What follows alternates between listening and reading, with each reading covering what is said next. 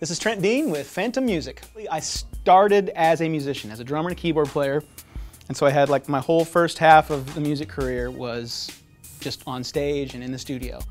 Played in a ton of different bands, and then I got into hip hop and rap music, and so I started doing rap and funk and hip hop and started making my own music. I was in a funk band, actually got signed as a solo artist, as a songwriter to Sony, and as a solo artist to Chrysalis, which is part of EMI.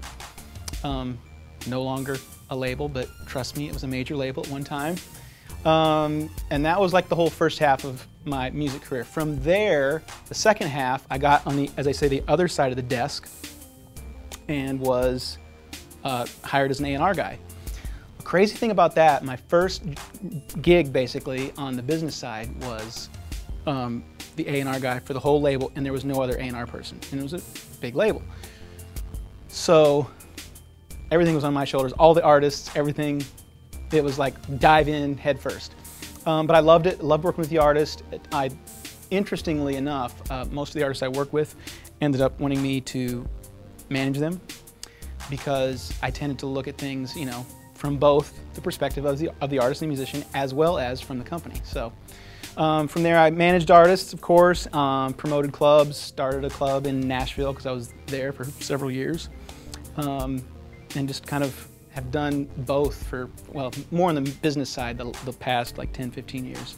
But the first major touring band I was with was an artist called Judson Spence. Signed to Atlantic Records. We had a top 40 hit, like 32, I think. It was called Yeah, Yeah, Yeah. You can look it up. Yeah, Yeah, Yeah. And that was great. We toured the world. We were on MTV, did a bunch of live shows on MTV. We toured with Debbie Gibson, who at the time was the Britney Spears. And, you know, those were big shows. We were the opening act, but it was, you know, 18 to 25,000 people. On the business side, my original team as an artist was Simon Renshaw, was my manager, who went on to be Dixie Chicks manager, currently. Scott Simon was my attorney, and he went on to be Tim McGraw's manager. So I had a really good team. And then the guy that mixed my record was Dave Hard Drive Pensato, who's here in LA, and he's mixed like all Black Eyed Peas and Justin Timberlake and Christina Aguilera. It's like a huge mix engineer. So those are like some of the main people that I was probably closest with that I worked with.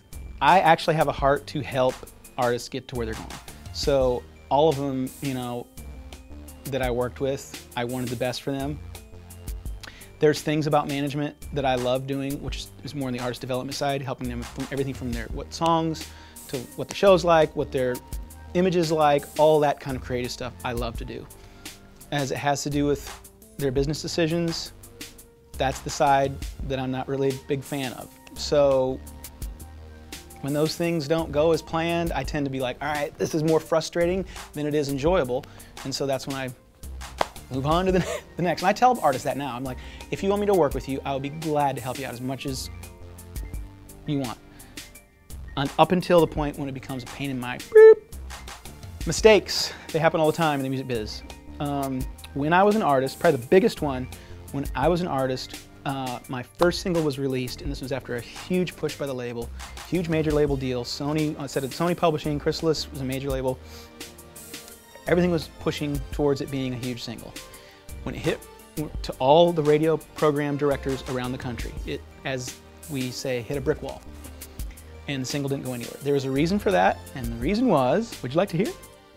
Vanilla Ice, Ice Ice Baby, had just saturated the market. In comes my little CD Pro, to all program directors' desk, and they were like, oh, hell no, we just got rid of one of y'all. Everybody right now is sick of Ice Ice Baby. No way, not now.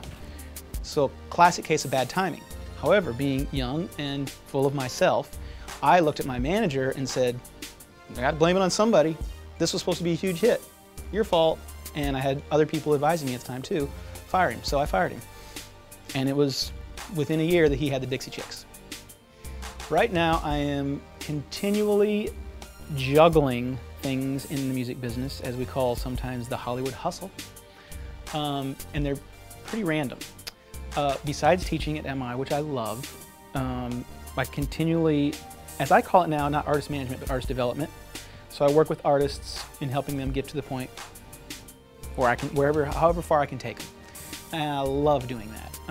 I also work with a music consultant company that licenses songs for video games worldwide, and for an international distribution company that finds artists and bands and projects that we can get international distribution for that don't currently have it. So, and I still DJ. Know yourself.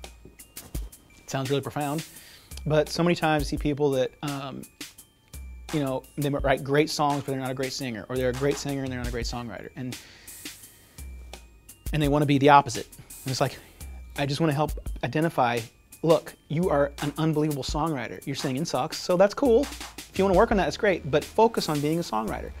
That kind of thing across the board, whether they're a musician or whether they have an actor PR or whatever, you know, I would say know really where your talents lie. Not that you're going to not want to work on them and continue to be better, but get on the right path earlier than as opposed to later. I hate seeing people hit their heads up against a wall for 10 years and it was right in front of them the whole time, something else they could have done.